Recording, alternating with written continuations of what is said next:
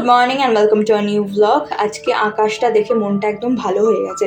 মনে হচ্ছে যেন শরতের আকাশ ঝকঝক ঝকঝক করছে পুরো, এবং তার মাঝখান দিয়ে এই সবুজ গাছপালা এত সুন্দর লাগছে বলে বোঝাতে পারবো না। যাই হোক, আজকে খালি পেটে আমি চলে যাচ্ছি অলকায়। আমার কিছু টেস্ট করানোর রয়েছে। তোমরা আগের ব্লগে দেখেছো, বেশ কয়েকদিন আগের ব্লগে দেখেছো যে আমি ফোর্টিসে গেছিলাম ডাক্তার দেখাতে। তো আবার রিপোর্ট নিয়ে যেতে হবে, মানে টেস্ট করিয়ে রিপোর্ট নিয়ে যেতে হবে। সেই জন্যই আজকে অলকায় যাচ্ছি, এবং ওয়েদারটা দেখে সত্যি আমার দারুণ লেগেছে। যাই হোক, অলকার এক্সপিরিয়েন্স খুব খারাপ, আমি তোমাদের সকলের সাথে শেয়ার করতে চাই। এক্সট্রিম মিসম্যানেজমেন্ট, এবং ওনারা নিজেরাই জানেন না যে ওনারা কি করছেন।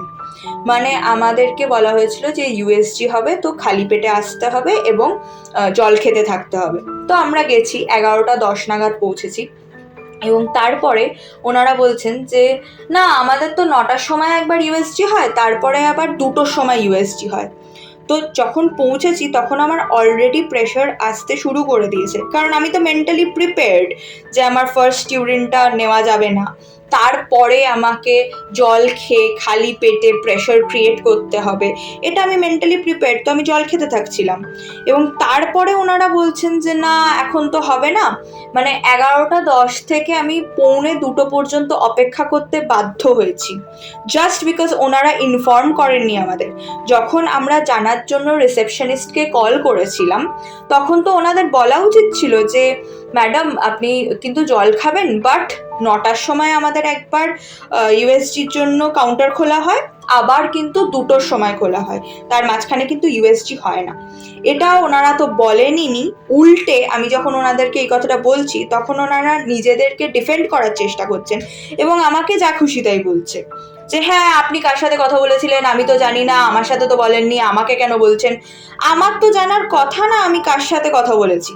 আমি অলকার একজন অ্যাপয়েন্টেড স্টাফের সাথে কথা বলেছি, একজন রিসেপশনিস্টের সাথে কথা বলেছি।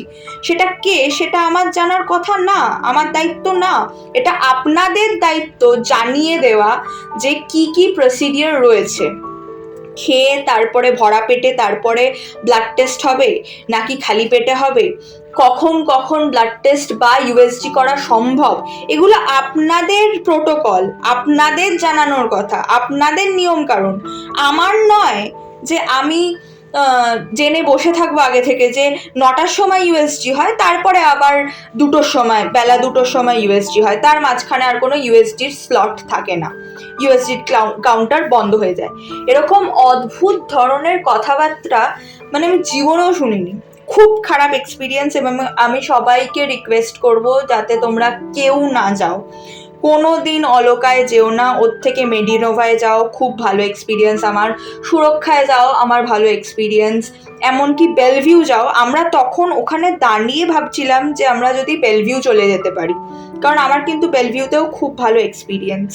একমাত্র অলকায় ঢুকে আমার এত বাজে এক্সপিরিয়েন্স হয়েছে, যদিও আজকে আমি ওদের যথেষ্টই বলে এসেছি যে আপনাদের মতন ইরেসপন্সিবল স্টাফ যেন কোনো হসপিটালে না থাকে।